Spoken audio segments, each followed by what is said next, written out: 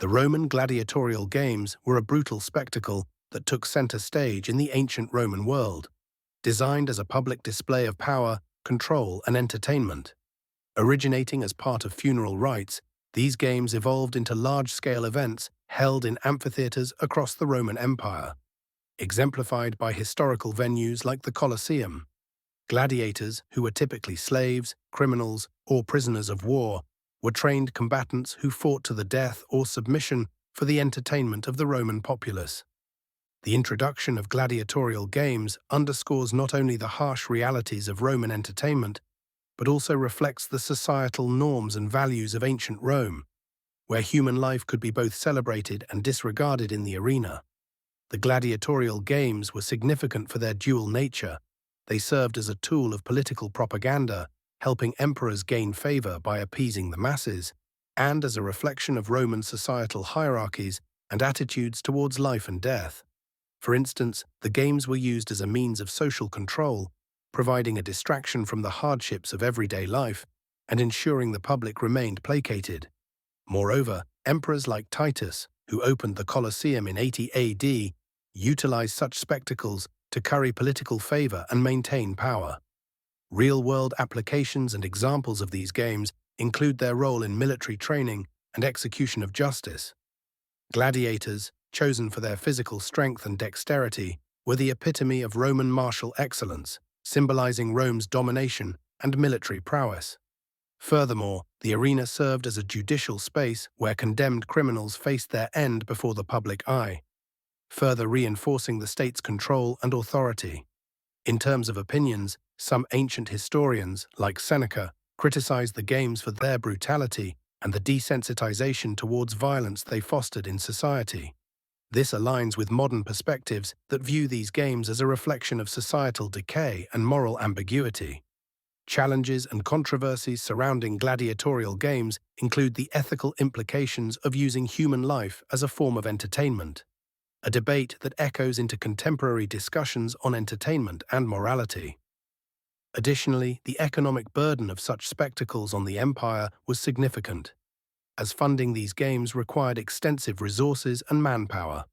The introduction of Roman gladiatorial games is inherently linked to other aspects of Roman life, intersecting with societal structure, politics, and military practices. This concept lays the groundwork for exploring other dimensions of the games, such as the detailed mechanics of combat, the roles of various gladiator types, and the impact on popular Roman culture, which further underscore the complexity and influence of this ancient pastime. The origins and historical context of the Roman gladiatorial games trace back to the Etruscan civilization, where rituals involving combat were believed to appease the spirits of the deceased. This Etruscan tradition evolved over time as the Roman Empire adopted it, turning these rites into public spectacles designed not just for religious purposes, but as a demonstration of the power and wealth of Rome. Gladiatorial games became a key cultural institution, deeply embedded within Roman society and politics, serving as a tool for emperors and politicians to curry favor with the masses and gain political leverage. The significance of understanding this historical context is paramount when examining the dreadful details of the Roman gladiatorial games. By appreciating the origins, we can comprehend why these brutal displays, which involved fighting to the death, held such allure and importance. They were not mere entertainment. They were manifestations of Rome's values, such as valor, endurance, and martial prowess.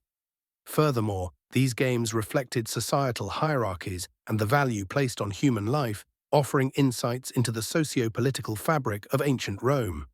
Two notable examples underscore the origins and historical context. The first is the games held by Julius Caesar in 65 BCE in honor of his father, which were not only elaborate but politically savvy, helping him secure popular support. A second example is the Flavian amphitheater, known as the Colosseum, an architectural marvel that symbolizes the grandeur and the dark side of imperial Rome, serving as the stage for countless gladiatorial contests. Contemporary opinions regarding the games often acknowledge their brutal nature, but also recognize the game's role in shaping cultural and political dynamics. They were part of a larger system of bread and circuses, a method used by Roman leaders to appease and control the populace. However, the games were not without controversy. Seneca and other philosophers critiqued the moral corruption they represented, highlighting the desensitization to violence and ethical implications. Some modern historians also question the glorification of such a cruel spectacle, reflecting on what it suggests about human nature and entertainment. The origins and historical context of the gladiatorial games connect intricately to the elaborate organization of the games, the societal roles of the gladiators, and the economic implications surrounding these events.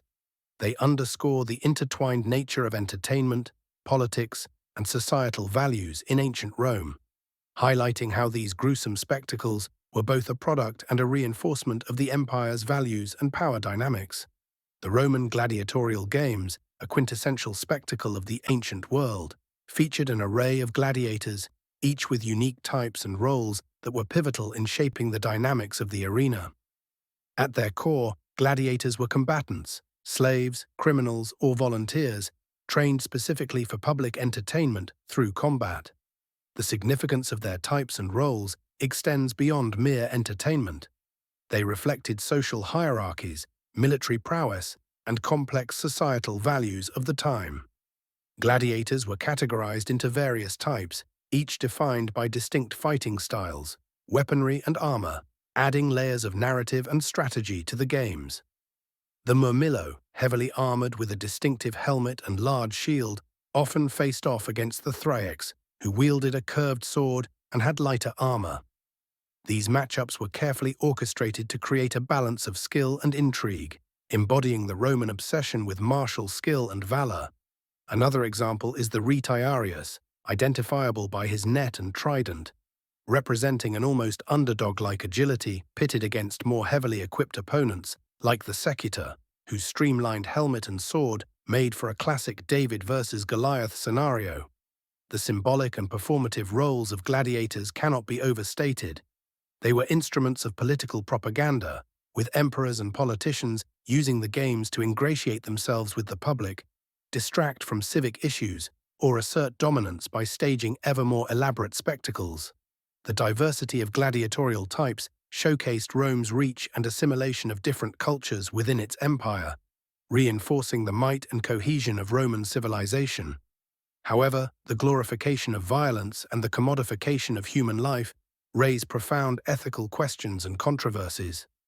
The moral conflict wherein human lives were treated as mere entertainment commodities serves as a grim reminder of societal desensitization towards brutality. From an alternative standpoint, some argue that for certain gladiators, the arena offered a path to honor, fame, and, albeit rare, freedom, highlighting the duality of oppression and opportunity. The significance of gladiator roles transcends the amphitheater. It mirrors societal stratifications and the paradox of civilization that celebrates both cultural sophistication and barbarism. Understanding these types and roles provides deeper insights into Roman values, influencing our comprehension of their lasting impact on legal systems, architecture, and societal norms that continue to resonate today. Through this lens, the dreadful details of the Roman gladiatorial games become a rich tapestry, reflecting the complex human narratives of power, survival, and identity.